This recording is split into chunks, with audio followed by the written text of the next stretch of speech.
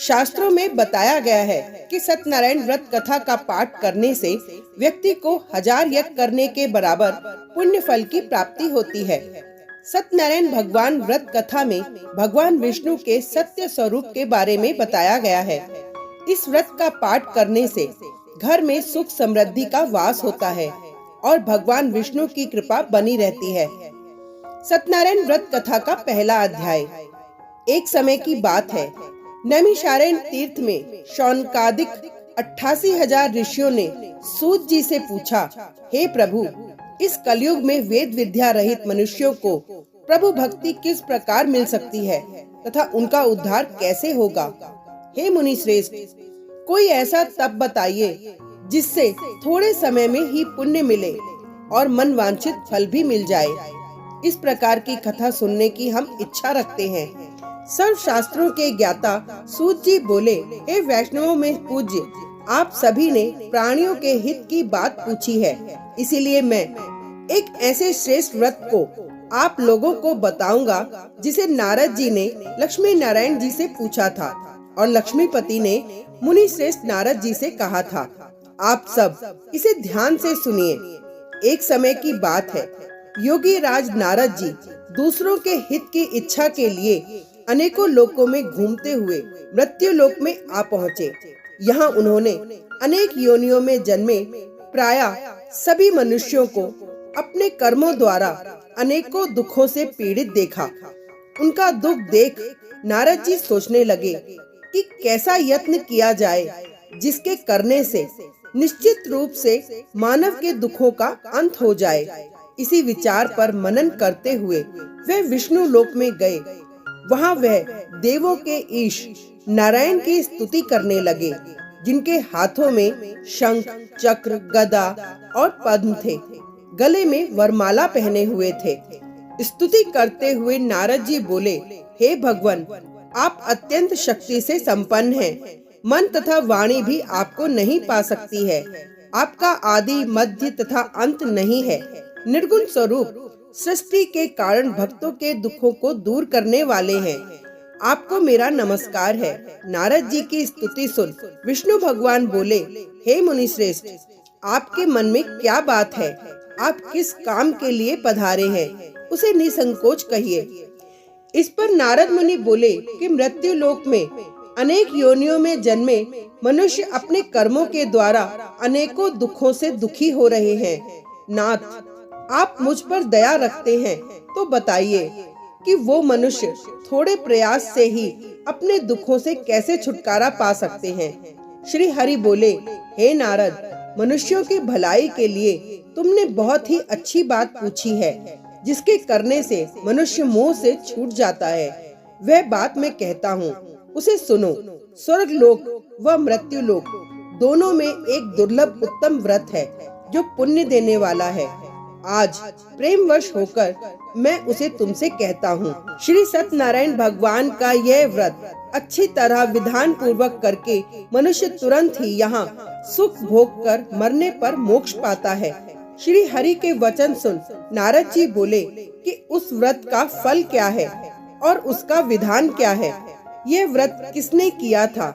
इस व्रत को किस दिन करना चाहिए? सभी कुछ विस्तार से बताएं।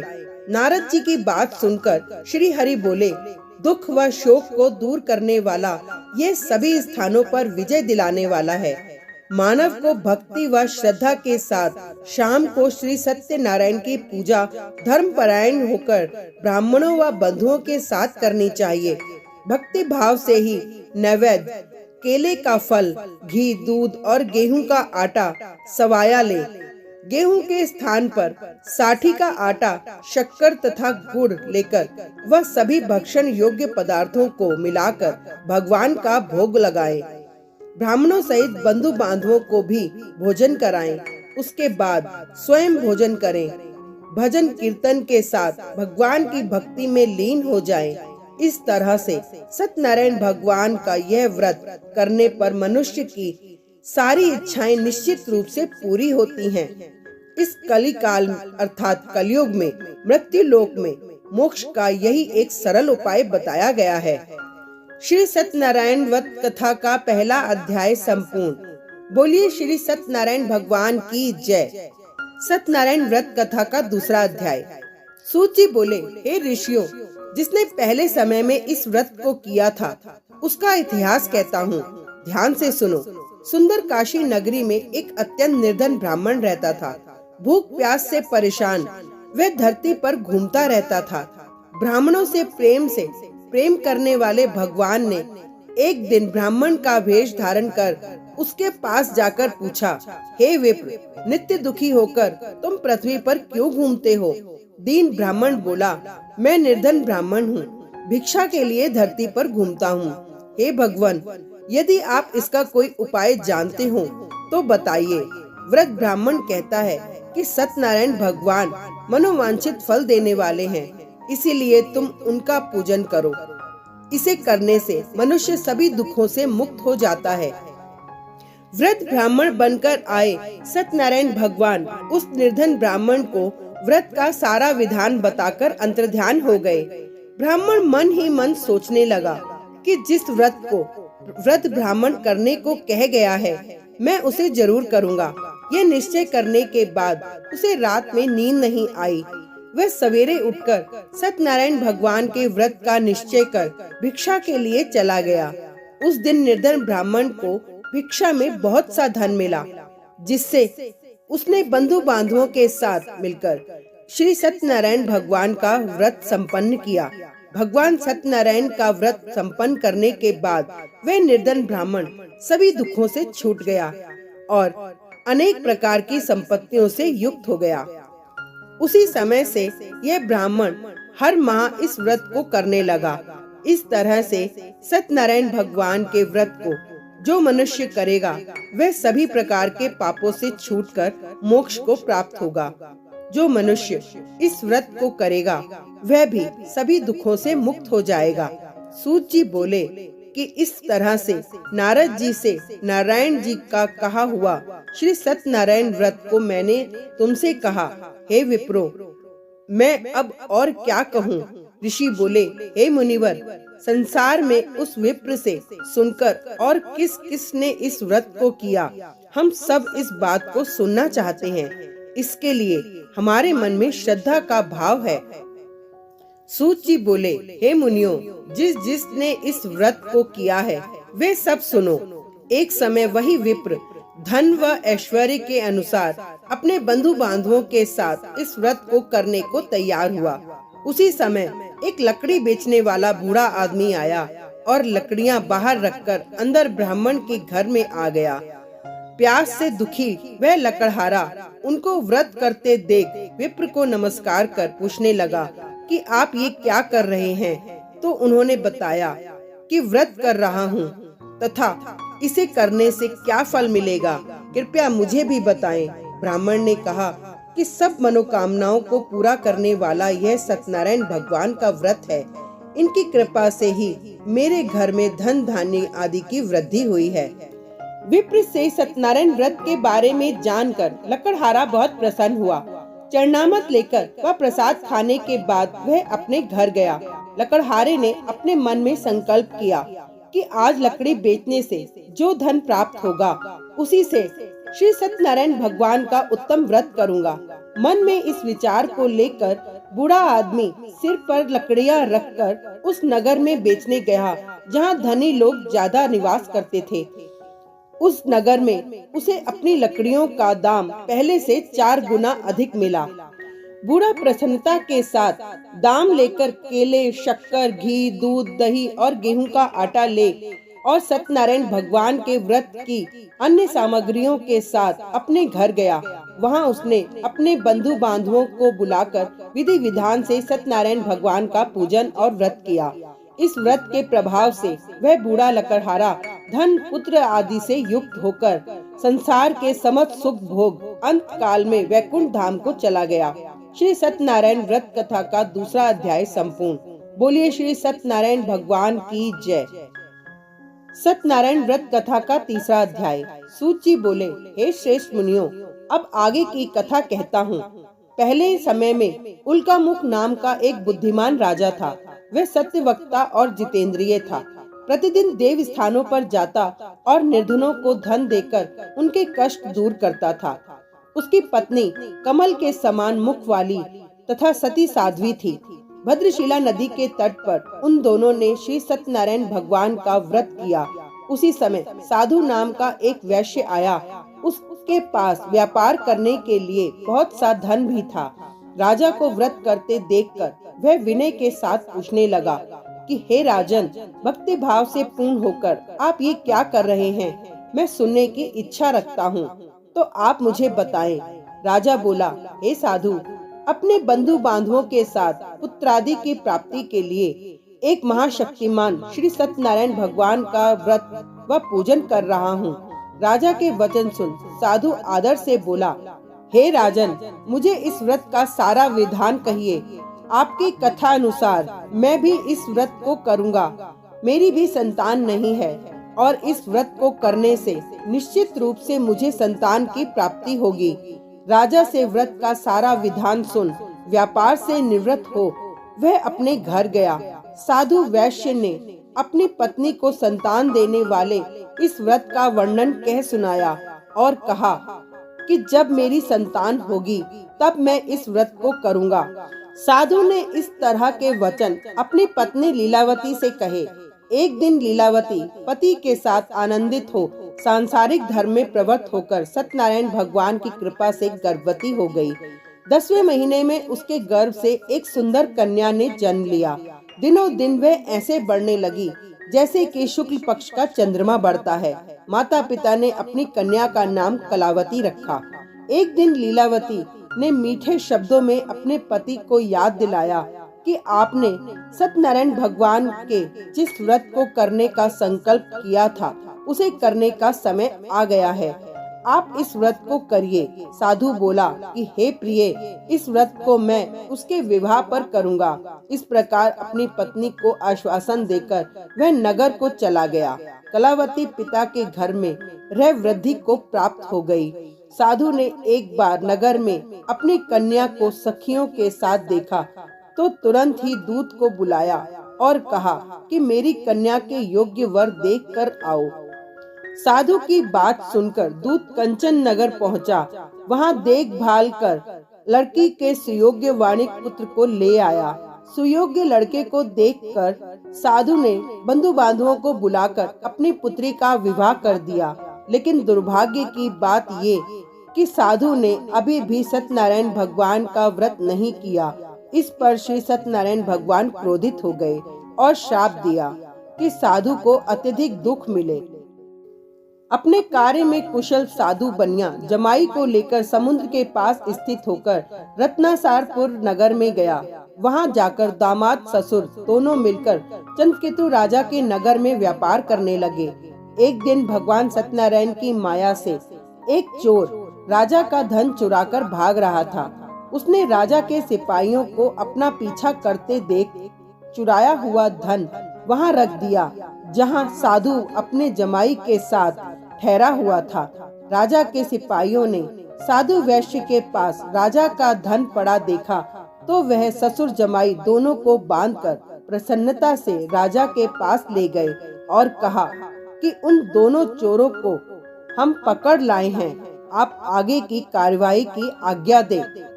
राजा की आज्ञा से उन दोनों को कठिन कारावास में डाल दिया गया और उनका सारा धन भी उनसे छीन लिया गया।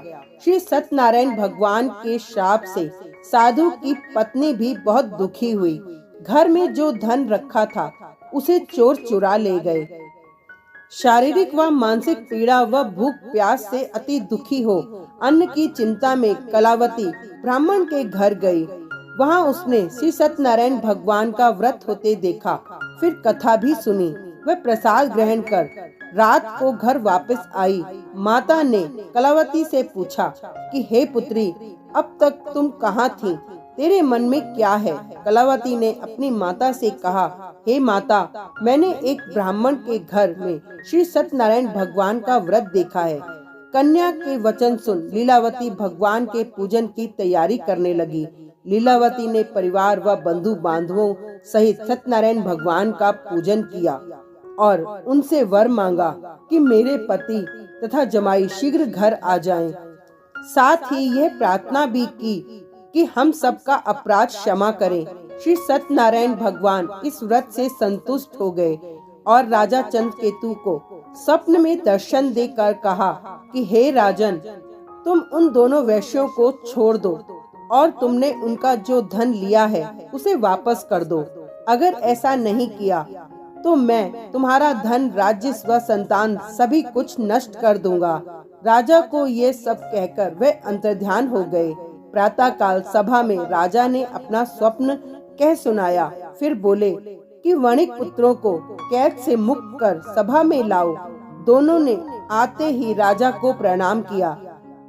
राजा मीठी वाणी में बोला, हे महानुभावों, भाग्यवश ऐसा कठिन दुख तुम्हें प्राप्त हुआ है, लेकिन अब तुम्हें कोई भय नहीं है। ऐसा कह राजा ने उन दोनों को नए वस्त्र आभूषण भी पहनाए और जितना धन उनका लिया था उससे दोगुना धन वापस कर दिया। दोनों वैश्य अपने घर को चल दिए। श्री सत्यनारायण व्रत कथा का 3रा अध्याय संपूर्ण। बोलिए श्री सत्यनारायण भगवान की जय। सत्यनारायण व्रत कथा का 4था अध्याय। सूची बोले, वैश्य ने मंगलाचार कर अपनी यात्रा आरंभ की और अपने नगर की ओर चल दिए। उनके थोड़ी दूर जाने पर एक दंडी वेशधारी श्री सत्यनारायण ने उनसे पूछा, हे साधु, तेरी नाव में क्या है? अभिवाणी वणिक हंसता हुआ बोला, हे दंडी, आप क्यों पूछते हो? क्या धन लेने की इच्छा है? मेरी नाव में तो बेलपत्र आदि भरे हुए हैं। वैश्य के कठोर वचन सुन भगवान बोले, तुम्हारा वचन सत्य हो। दंडी ऐसे वचन कह वहाँ से दूर चले गए। कुछ दूर जाकर समुद्र के किनारे बैठ गए। दंडी के जाने के बाद साधु वैश्य ने नित्य क्रिया के पश्चात नाव को ऊंची उठते देखकर अचंभा माना और नाव में बेल पत्ते आदि देख वह मूर्छित हो जमीन पर गिर पड़ा। मूर्छा खुलने पर वह अत्यंत शोक में डूब गया। तब उसका दामाद बोला कि आप शोक न मनाएं, ये दंडी का शाप है, इसीलिए हमें उनकी शरण में जाना चाहिए, तभी हमारी मनोकामना पूरी होगी। दामाद की बात सुनकर वह दंडी के पास पहुंचा और अत्यंत भक्ति भाव नमस्कार करके बोला, मैंने आपसे जो जो असत्य वचन कहे थे उनके लिए मुझे क्षमा दे। ऐसा कहकर महान शोकातुर हो रोने लगा। तब दंडी भगवान बोले, हे वणिक पुत्र, मेरी आज्ञा से बार बार तुम्हें दुख प्राप्त हुआ है। तुम मेरी पूजा से विमुख हुआ। साधु बोला, हे भगवान, आपकी माया से ब्रह्मा आदि देवता भी आपके रूप को नहीं जानते, तब मैं अज्ञानी कैसे जान सकता हूँ? आप प्रसन्न होइए। अब मैं सामर्थ्य के अनुसार आपकी पूजा करूँगा। मेरी रक्षा करो और पहले के समान नौका में धन भर दो। साधु वैश्य के भक्ति पूर्वक वचन सुनकर भगवान प्रसन्न हो गए और उसकी इच्छा अनुसार वरदान देकर अंतर्ध्यान हो गए। ससुर जमाई जब नाव पर आए तो नाव धन से भरी हुई थी।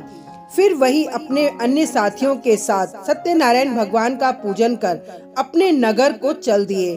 जब नगर के नजदीक पहुँचे तो दूत को घर पर खबर करने के लिए भेज दिया। दूत साधु की पत्नी को प्रणाम कर कहता है कि मालिक अपने दामाद सहित नगर के निकट आ गए हैं। दूत की बात सुन साधु की पत्नी लीलावती ने बड़े हर्ष के साथ सत्यनारायण भगवान का पूजन कर अपनी पुत्री कलावती से कहा कि मैं अपने पति के दर्शन को जाती हूँ, तू कार्य पूर्ण कर शीघ्र आ जा। माता के ऐसे वचन सुन कलावती जल्दी से प्रसाद छोड़कर अपने पति के पास चली गई। प्रसाद की अवज्ञा के कारण श्री सत्यनारायण भगवान रुष्ट हो गए और नाव सहित उसके पति को पानी में डुबो दिया। कलावती अपने पति को वहां ना पाकर रोती हुई जमीन पर गिर गई। नौका को डूबा हुआ देख व कन्या को रोता देख साधु दुखी होकर बोला कि हे प्रभु, मुझसे तथा मेरे परिवार से जो भूल हुई है उसे क्षमा करें। साधु के दीन वचन सुनकर श्री सत्यनारायण भगवान प्रसन्न हो गए और आकाशवाणी हुई कि हे साधु, तेरी कन्या मेरे प्रसाद को छोड़कर आई है, इसीलिए उसका पति अदृश्य हो गया है। यदि वह घर जाकर प्रसाद खाकर लौटती है तो इसे इसका पति अवश्य मिलेगा। ऐसी आकाशवाणी सुन कलावती घर पहुंचकर प्रसाद खाती है और फिर आकर अपने पति के दर्शन करती है। उसके बाद साधु अपने बंधु बांधवों सहित श्री सत्यनारायण भगवान का विधि विधान से पूजन करता है। इस लोक का सुख भोग वह अंत में स्वर्ग को जाता है। श्री सत्यनारायण व्रत कथा का चौथा अध्याय संपूर्ण। बोलिए श्री सत्यनारायण भगवान की जय। सत्यनारायण व्रत कथा का 5वां अध्याय। सूत जी बोले, हे ऋषियों, मैं और भी एक कथा सुनाता हूँ, उसे भी ध्यान पूर्वक सुनो। प्रजा पालन में लीन त्वंगध्वज नामक एक राजा था। उसने भी भगवान का प्रसाद त्याग कर बहुत ही दुख प्राप्त किया। एक बार वन में जाकर वन पशुओं को मारकर वह बड़ के पेड़ के नीचे आया। वहाँ उसने ग्वालों को भक्ति भाव से अपने बंधु बांधवों सहित सत्यनारायण भगवान का पूजन करते देखा। मानवश राजा उन्हें देखकर भी पूजा स्थान में नहीं गया और न ही उसने भगवान को नमस्कार किया। ग्वालों ने राजा को प्रसाद दिया, लेकिन उसने वह प्रसाद नहीं खाया और प्रसाद को वहीं छोड़ वह अपने नगर को चला गया। जब वह नगर में पहुंचा तो वहां सब कुछ तहस नहस हुआ पाया, तो वह शीघ्र ही समझ गया कि यह सब भगवान ने ही किया है। वह दोबारा ग्वालों के पास पहुंचा और विधि पूर्वक पूजा करके प्रसाद खाया तो सत्यनारायण भगवान की कृपा से सब कुछ पहले जैसा हो गया। दीर्घ काल तक सुख भोगने के बाद मरणोपरांत उसे स्वर्ग लोक की प्राप्ति हुई। जो मनुष्य परम दुर्लभ इस व्रत को करेगा तो भगवान श्री सत्यनारायण की अनुकंपा से उसे धन धान्य की प्राप्ति होगी। निर्धन धनी हो जाता है और भय मुक्त हो जीवन जीता है। संतानहीन मनुष्य को संतान सुख मिलता है और सारे मनोरथ पूर्ण होने पर मानव अंत काल में बैकुंठ धाम को जाता है। सूत जी बोले, जिन्होंने पहले इस व्रत को किया है, अब उनके दूसरे जन्म की कथा कहता हूँ। व्रत शतानंद ब्राह्मण ने सुदामा का जन्म लेकर मोक्ष की प्राप्ति की। लकड़हारे ने अगले जन्म में निषाद बनकर मोक्ष प्राप्त किया। उल्कामुख नाम का राजा दशरथ होकर बैकुंठ को गए। साधु नाम के वैश्य ने मोरध्वज बनकर अपने पुत्र को आरे से चीर कर मोक्ष पाया। महाराज तुंगध्वज ने स्वयंभू होकर भगवान में भक्ति युक्त हो कर्म कर मोक्ष पाया। श्री सत्यनारायण व्रत कथा का 5वां अध्याय संपूर्ण। श्री सत्यनारायण भगवान की जय।